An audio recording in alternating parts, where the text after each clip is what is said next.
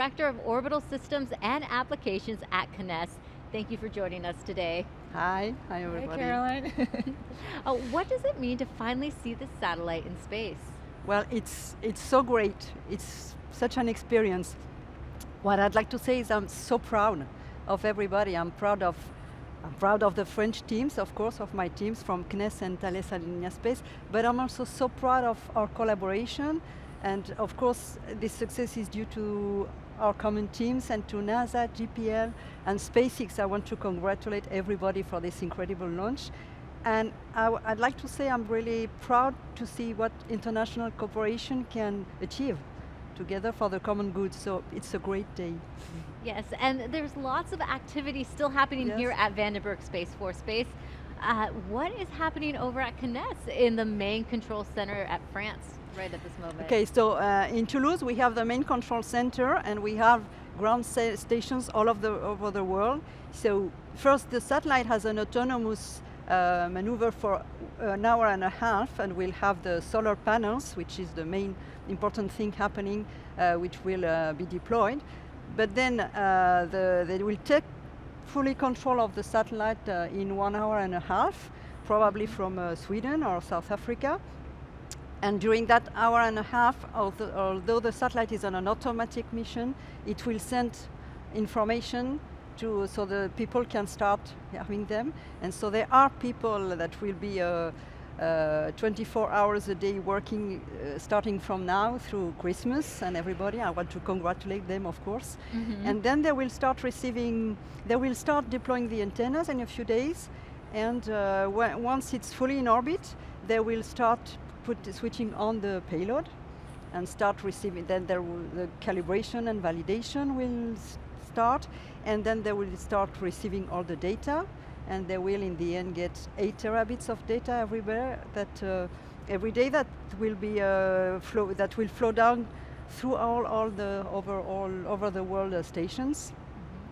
And that's it. But right now they're all ready to get the first pings of the satellite and send the first orders within an hour. Thanks, Caroline. So as we start a new altimetry era with SWOT, when you reflect back, what do you think of SWOT as building on a legacy of NASA and CNES altimetry friendship? Can you comment on that? Yes, it's been an incredible journey, starting more than 40 years ago. And I'd say the main event was the launch of TOPEX Poseidon in the summer of 1992, which was the first altimetric mission. Then there were all the JSON missions.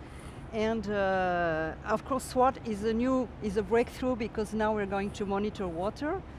And before that we were only surveying the oceans. So that's a major breakthrough, and that to monitor globally all over the world the water is really important for our world for the next decades.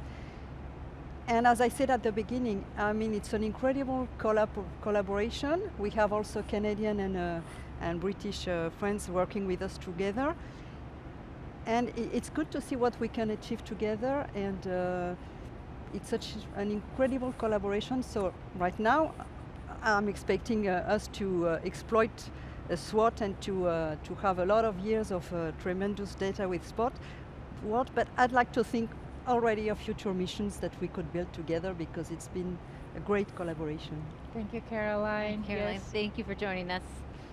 Well, the SWOT satellite can see rivers that are wider than 330 feet. That's about the length of a soccer field. Cedric David, a hydrologist who studies the world's rivers, shared his unique connection to water. There is something about the environment that's just incredibly cool. A lot of what we do as scientists is we're just curious. And so anybody who's a curious person ought to be a scientist, in my opinion. You can think of the world's rivers as Earth's arteries because they're essential to life.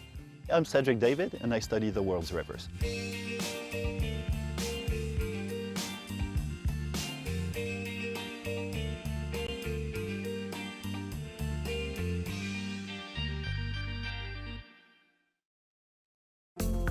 SWOT is a mission that is specifically designed in part to observe rivers, and it's also being designed jointly by NASA and the French Space Agency. I was born in France, but I've lived in the US for 18 years now, and I study rivers. So SWOT is a little bit of a match made in heaven for me.